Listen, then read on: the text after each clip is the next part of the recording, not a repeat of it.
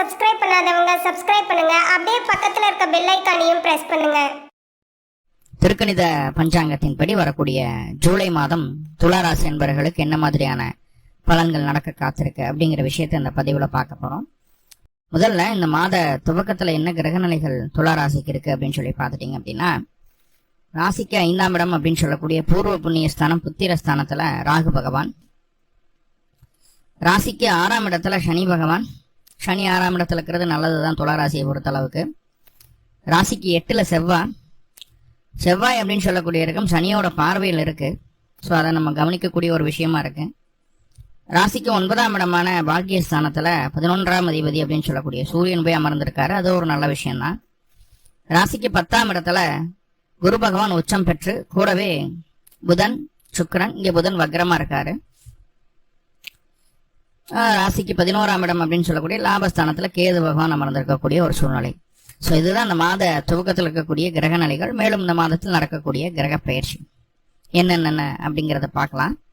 4/7/2026 அன்னைக்கு சுக்கிர பகவான் உங்களுடைய ராசிக்கு 10ஆம் இடத்துல இருந்து 11ஆம் இடத்துக்கு பயிற்சி ஆகிறார். உங்களுடைய ராசிநாதன் 11ல் போய் அமரக்கூடிய அற்புதமான காலகட்டம். அதே நேரத்துல 7/7/2026 அன்னைக்கு புதன் பகவான் உங்களுடைய ராசிக்கு 10ஆம் இடத்துல இருந்து 9ஆம் இடத்துக்கு பயிற்சி ஆகிறார். ஆல்ரெடி புதன் வக்ரம் அப்படின்னு சொல்லியிருக்கேன். அப்போ பின்னோக்கி நகர்ந்து கடகராசிலிருந்து மிதுன ராசிக்கு பயிற்சி ஆகிறார். மிதுன ராசியில புதன் ஆட்சி பலத்துல இருக்கார். ரைட். அடுத்ததா கடகராசிக்குள்ள சூரியன் பயிற்சி ஆகக்கூடிய சூழ்நிலை 16/7/2026 அன்னைக்கு அந்த சூரியனுடைய பயிற்சி இருக்கு. 9ஆம் பாவத்திலிருந்து ஒரு 10ஆம் பாவத்துக்கு பயிற்சி ஆகிறார். 10ஆம் பாவத்துல சூரியன் திக்பலம், நல்ல ஒரு தரமான இடம் தான் சூரியனுக்கு. ஸோ சூரியனால ஒரு பெரிய நெகட்டிவ் எதுவும் இல்லை. 23/7/2026 அன்னைக்கு புதன் பகவான் வக்ர நிவர்த்தி அடையுது 9ஆம் பாவத்துல. புதன் பகவான் வக்ர நிவர்த்தி அடைந்த ஒரு 3வது நாள்ல சனி பகவான் வக்ரம் ஆரம்பிக்குது. சனி பகவான் வக்ரம் ஆரம்பிக்குது.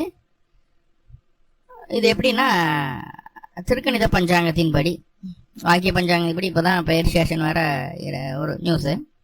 திருக்கணித பஞ்சாங்கத்தின்படி அந்த குரு சனி பகவான் வக்ரம் அடையுது. குரு பார்வையில் இருக்கக்கூடிய சனி. ஸோ இதுதான் அந்த மாத துவக்கத்தில் இருக்கக்கூடிய கிரக நிலைகளும் மேலும் இந்த மாதத்தில் நடக்கக்கூடிய கிரக பயிற்சிகள். இதில் வச்சுட்டு பொருளாதாரம் எப்படி இருக்கு அப்படின்னு சொல்லி பார்த்துட்டோம்னா, பொருளாதாரத்தை சொல்லக்கூடிய ஸ்தானம் 2ஆம் இடம், வருமானத்தை சொல்லக்கூடியது. அப்ப 2ஆம் அதிபதி செவ்வாய் ஆகப்பட்ட கிரகம் 8ஆம் இடத்துல போய் அமர்ந்திருக்கக்கூடிய ஒரு சூழ்நிலை. நம்ம கிட்ட எவ்வளவு இருக்கு, என்ன காசு பணம் இருக்கு, என்ன பண்ணணும் என்ன பண்ணக்கூடாது அப்படிங்கிறத நம்ம தான் முடிவு பண்ணிக்கணும் இல்லையா? இன்னொருத்தர் கிட்ட இருக்கக்கூடிய காசை, இன்னொருத்தர் கிட்ட இருக்கக்கூடிய பொருளை ஒரு பிளானா நம்ம வச்சுக்கிட்டு அது எப்படி நம்மளுக்கு கிடைச்சிரும், அது எப்படி நம்மளுக்கு வந்துடும் அப்படின்னு சொல்லி போட்டு அகலக்கால் வைக்கக்கூடாது. துளாராசிக்காரங்க இந்த காலகட்டம் பொருளாதார ரீதியான விஷயங்கள் இப்படித்தான் அகலக்கால் வைப்பீங்க அப்படிங்கறது சொல்லுது. இப்ப அப்பா பேர்ல இருக்கக்கூடிய சொத்து நம்மளுக்கு வந்துடும் அப்படின்னு சொல்லி போட்டு நம்ம ஒரு இடம் வாங்கியிருக்கோம், அது வீடு கட்ட ஆரம்பிச்சிடும் வந்துட்டு காலகட்டம். ஆனா அப்பா தரமாட்டேன்றவார். கடைசியில பேங்க்ல எல்லாம் லோன் வாங்கி வீட்டை கட்டி அப்பா கடைசியில் சொத்து தரமாட்டேன்னு சொன்னா பேங்க் லோனை கட்ட முடியாம மறுபடியும் வீட்டை விற்கிற வேண்டாம் சொன்னாலையும் உருவாகும். ஒரு எக்ஸாம்பிளுக்கு அந்த விஷயத்த சொல்றேன். ரைட். அப்போ உங்ககிட்ட என்ன இருக்கு, உங்ககிட்ட எவ்வளவு வருமானம் இருக்கு, உங்க வீட்டுல கையிருப்பு எவ்வளவு இருக்கு அப்படிங்கிறத பொறுத்து பொருளாதார ரீதியான முடிவுகள் எடுக்கிறது நல்லது. அடுத்தவங்கன்னா நான் பெத்தப்பாவே சொல்றேன், அவங்ககிட்ட இருக்கு நம்மளுக்கு வந்துடும் அப்படிங்கிற ஒரு எண்ணத்தோட செய்ய வேண்டாம். முதல் விஷயம், சனியோட பார்வை 2ஆம் பாவத்திற்கு, 2ஆம் பாவாதிபதிக்கு இருக்குது. ஆனா குரு 2ஆம் பாவத்தை பாக்குறாரு அப்படிங்கிற ஒரு நல்ல விஷயம். அப்போ குரு 2ஆம் இடத்தை பாக்குறதுனால ஏதோ ஒரு வகையில வருமானம் அப்படிங்கிறது நம்மளுக்கு கிடைக்கிறதுக்கு வாய்ப்புகளை சொல்லுது. ஏதோ ஒரு வகையில வந்துரு வேலை செய்யக்கூடிய இடத்துல தொழில் செய்ய எப்படியாவது கையில காசு பணத்தை கடன் வாங்கியாவது கையில காசு பணத்தை புரட்டிடுவோம். கடன் கேட்டா கூட கிடைக்காத சூழ்நிலைகள் எல்லாம் இல்லை இந்த காலகட்டம். அதனால எக்கனாமிக்கலா ஏதோ ஒரு வகையில கையில காசு பணம் பொருளுக்கு உண்டான ஒரு சூழ்நிலையை சொல்லுது. என்னன்னா, சனியோட பார்வை செவ்வாய்க்கு இருக்கிறதுனால நல்லா புரிஞ்சுக்குங்க, அது நம்மளுக்கு பத்தவே பத்தாது. என்னடா அது அப்படின்னு தான் தோணும். எவ்வளவு வந்தாலும் பத்த மாட்டேது அப்படின்னு தான் தோணும். ரைட். அப்போ தேவையான விஷயங்களுக்கு மட்டும் பாக்கெட்ல இருந்து காசு எடுத்து செலவு பண்றது நல்லது. முக்கியமா அந்த ஜிபே பண்றவங்க, கிரெடிட் கார்டு யூஸ் பண்றவங்க எல்லாம் ரொம்ப கவனமா இருங்க. உங்களை அறியாம நிறைய செலவு பண்ணிடுவீங்க, பின்னாடி வருத்தப்படுவீங்க. ஸோ கொஞ்சம் அதில் மட்டும் கொஞ்சம் கவனமா இருங்க. ஓகே. பொருளாதாரம் ஓகே. அடுத்தது கணவன் மனைவி உறவு எப்படி இருக்கும்? இங்கதான் கொஞ்சம் டிபிக்கலான ஒரு விஷயம். ஏன்னா இது நாள் வரைக்கும் செவ்வாய் வந்து 7ஆம் இடத்துல இருந்தால் பலமா இருந்தார், ராசியை பார்த்தாரு, ஒன்றும் பிரச்சனை இல்லை. அதே போல ராசிநாதனுக்கும் செவ்வாயினுடைய பார்வையில இருந்திருந்த காலமெல்லாம் இருந்தது. இப்போ அந்த செவ்வாய்க்கு சனியினுடைய பார்வை கிடைக்குது, வேற எந்த கிரகங்களும் பார்க்கல. ராகுக்கு எதுக்கு மிட் பாயிண்ட்ல போய் உட்கார்ந்துருக்கிறாரு. ஸோ இப்போ கணவன் மனைவி உறவுல கண்டிப்பா சின்ன சின்னதான நெருக்கடிகளும் நெரிசல்களையும் சந்திக்க வேண்டிய ஒரு சூழ்நிலை இருக்கும். நம்ம ஒரு விஷயத்த நினைப்போம், அவங்க ஒரு விஷயத்த சொல்லுவாங்க. என்னன்னா நம்ம விருப்பத்தை நம்ம நிறைவேற்றிக்கணும்னு நம்ம நினைப்போம். அதெல்லாம் முடியாதப்பா, எனக்கு என்ன விருப்பமோ அதைத்தான் செய்யணும், நீ இல்லைன்னா எனக்கு ஏற்ற ஆளே கிடையாது நீ அப்படின்னு சொல்லி நம்மளை தள்ளி விட்டு போறதுக்கு தான் பார்ப்பாங்களே தவிர, நம்ம ஆள் மனசுக்குள்ள என்ன இருக்குது, எதுக்காக நம்ம விருப்பப்படுறோம், என்னத்தை செய்யணும்னு நினைக்கிறோம் அப்படிங்கிறது எல்லாம் கொஞ்சம் கூட அளவிலே கிடையாது. அதை பத்தி யோசிக்க மாட்டாங்க. பல பேர்த்துக்கு, பல துளாராசி என்பவர்களுக்கு இல்லை துளா லக்னமாக இருந்தா கூட பரவாயில்ல, நிறைய நண்பர்களுக்கு இந்த காலகட்டம் காதல் திருமணம் நடக்கும். பெற்றோர்களை எதிர்த்து காதல் திருமணம் செய்து கொள்ளக்கூடிய ஒரு சூழ்நிலையை காட்டுது. ஏதாவது பிளான் இருந்ததுன்னா தயவு செஞ்சு என்ன சொல்ல, சிக்கல்ல போய் சிக்கிக்காதீங்க. இப்போ வந்து பெற்றோரை எதிர்த்து பண்ணீங்க அப்படின்னா அவங்க மறுபடியும் உங்களை அவங்க கூட யூனியன் ஆகிறதுக்குண்டான வாய்ப்புகள் எல்லாம் போயிடும். ஸோ அப்போ பெற்றோரோட ஆசீர்வாதத்தோட பண்றது தான் நல்லது. சரிங்களா? அது தெய்வத்தினுடைய ஆசீர்வாதம் போல. ஸோ அதன்படி பண்றது நல்லது. கொஞ்சம் அதை பார்த்துக்கிட வேண்டியது இருக்கும். ரைட்? நீங்களா சுய முடிவு எடுத்து காதலை திருமணத்துல போய் முடிச்சு கொள்றது அப்படிங்கிறது வந்து நம்ம தலையில நம்ம மண்ணை வாரி போட்டுக்கிற மாதிரி. ஏன்னா சனி 5 கூடியவர் 6ல் இருக்கிறாரு, 7 கூடியவர் 8ல் செவ்வாய். இப்போ 6, 8 தொடர்பா இது அந்த திருமணம் நடக்குது அப்படிங்கும்போது திருப்தியா இருக்காது. ஏதோ ஒரு வகையில குறை வந்தே தீரும். கொஞ்சம் கவனமா இருங்க. ஓகே, கணவன் மனைவி உறவுலையும் ரொம்ப கவனமா இருக்கணும். அதே போல காதல் திருமணம் அப்படிங்கிற விஷயத்துலையும் கவனமா இருக்கணும். நம்மளுடைய விருப்பங்களை, நான் உன்னை லவ் பண்றேன், காதலிக்கிறேன், கல்யாணம் பண்ணிக்கலாமா, அப்படியே பொண்ணு பார்த்து ஓகே சொல்றது, வரன் பார்த்தாச்சு, மேட்சிங் எல்லாம் ஆயிடுச்சு, சரி ஏதோ ஒன்று இப்போ கட்டித்தான் ஆகணும் அப்படிங்கிற சூழ்நிலைகள்லாம் நிறைய துளாராசிக்கு இருந்துட்டு இருக்குது. என்னன்னா வயசு போயிட்டே இருக்கு, இன்னும் கல்யாணமே ஆகலையே அப்படின்னு பார்த்ததையும் சரி ஓகே பிடிச்சிருக்கு அப்படின்னு நம்ம சொல்றோம் இல்லையா, அந்த ஓகே சொல்றது கூட வேணாங்கிற இந்த மாசம் அந்த அளவுக்கு அது சுபிச்சமா இல்லை, கொஞ்சம் தள்ளி போட்டு சொல்லுங்க. ரைட்? வேலை 6ஆம் இடத்துல சனி இருக்கிற வரைக்கும் ஒரு பிரச்சனையும் இல்லை, என்னன்னாலும் சமாளிச்சுக்குவீங்க. எவ்வளோ ஒர்க்லோடாக இருந்தாலும் உங்களால் மேனேஜ் பண்ணிக்க முடியும். ஒர்க்லோடு இல்லாமல் போகாதானா எதிரிகளை ஜெயிக்கவும் முடியும். உங்களுக்குன்னு ஒதுக்கப்பட்ட வேலைகளை நீங்கள் பர்ஃபெக்டாக வேகமாக சரசரசரன்னு செஞ்சு முடிச்சிருவீங்க. ரைட்? ஆனால் புதுசாக ஏதாவது ஒன்று சொல்கிறாங்க, இல்லை மேலதிகாரிகள் அவங்களுடைய வேலையை உங்ககிட்ட திணிக்கிறாங்க அப்படின்னு தெரிஞ்சதுன்னா அவங்க வேலையை ஆற போட்டு தான் செய்வீங்க. அது கடவுளே வந்து இறங்கி வந்து சொன்னாலும் இருப்பேன், என் வேலையை முடிச்சுட்டு உன்னோட பார்க்குறேன் அப்படின்னு சொல்லி அந்த மனநிலைமையில தான் துலா ராசி இந்த காலகட்டம் இருக்குது. ஸோ வேலையில் ஒன்றும் பிரச்சனை இல்லை, கொஞ்சம் ஒர்க்லோடு இருக்கும், அலைச்சல் இருக்கும், அதெல்லாம் சகஜம் தான், எல்லாத்தையும் சமாளிச்சிருவீங்க அப்படிங்கிறது. ஏன்னா குரு பார்வை இருக்குது, பிரச்சனை இல்லை. வேலை இல்லாதவங்களுக்கு கூட வேலை கிடைக்கிறதோ, வேலையில் நல்ல ஒரு கரியரில் நல்ல growth ஏற்படுறதோ, நல்ல என்ன சொல்கிறது ஒரு ப்ரொமோஷன் கிடைக்கிறது, இந்த மாதிரி விஷயங்கள்லாம் ஈஸியாக கிடைச்சிடும் இந்த காலகட்டம், ஒன்றும் தொந்தரவு இல்லை.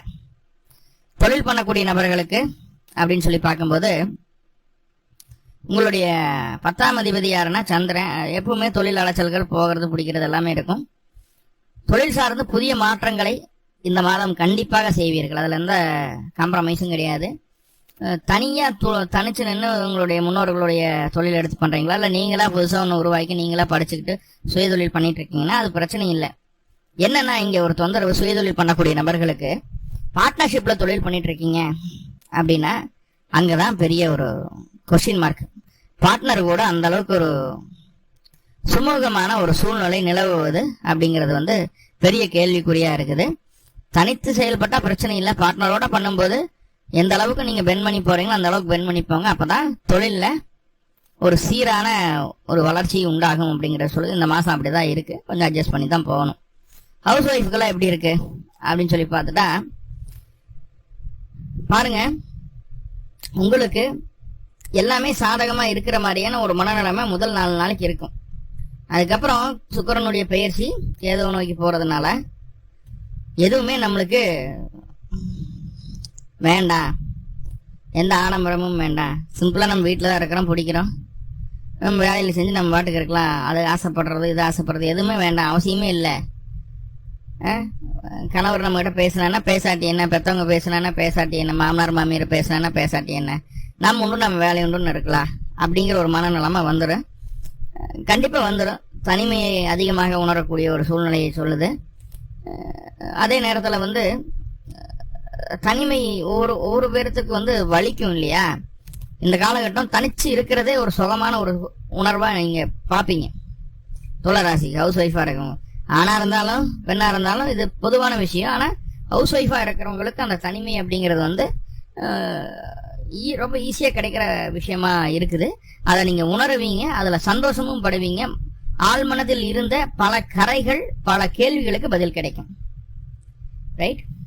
குழந்தைக்கும் பெற்றோர்களுக்கும் இடையே உறவு நிலை எப்படி இருக்கு அப்படின்னு பார்த்தா 4 × 6 9ஆம் இடத்ததிபதி வக்ரம் பெற்று 23ஆம் தேதி தான் வக்ர நிவர்த்தி அடைகிறாரு.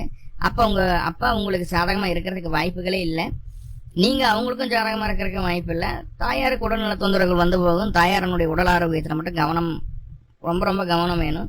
வண்டி வாகனத்துல பயணிக்கும் போது அவசரம் இல்லாம பயணிக்கிறது நல்லது. அவசரப்பட்டீங்க அப்படின்னா கண்டிப்பா அது வண்டியில ஏதாவது ஒரு சேதாரம் ஏற்படுறதுக்கு வாய்ப்புகள் உண்டு. இல்ல வண்டியில ஏதாவது பழுது பார்த்து அதை வேலை செஞ்சு மறுபடியும் ரிப்பேர் பண்ணி ஓடுற மாதிரியான ஒரு சூழ்நிலைகள் அந்த மாசம் காட்டுது. தாயந்தையர் அவங்கவுங்க வாட்டுக்கு அவங்கவுங்கள விட்டுருங்க. தந்தையினுடைய பிடிவாதத்தை அவங்களால கண்ட்ரோல் பண்ண முடியாது. தாயாருக்கு உடல் ரீதியாகவும் மன ரீதியாகவும் சின்ன சின்ன காயங்கள் வர்றதுக்கு வாய்ப்புகள் உண்டு அப்படிங்கிறத சொல்லுது. நீங்க கொஞ்சம் அனுசரிச்சுதான் போகணும்.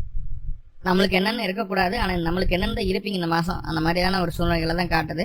படிப்பு அப்படின்னு சொல்லி பார்க்கும்போது எப்படி இருக்கு அப்படின்னா, ஆரம்ப கல்வி ஓரளவுக்கு ஓகே தான், ஒன்றும் பிரச்சனை இல்லை. கொஞ்சம் ஸ்போர்ட்டிவா இருப்பாங்க, விளையாட்டுல ஆர்வமா இருக்கும், படிப்பு கொஞ்சம் மந்தமா இருக்கும், சுறுசுறுப்பாவே இருப்பாங்க, ஒன்றும் பிரச்சனை இல்லை.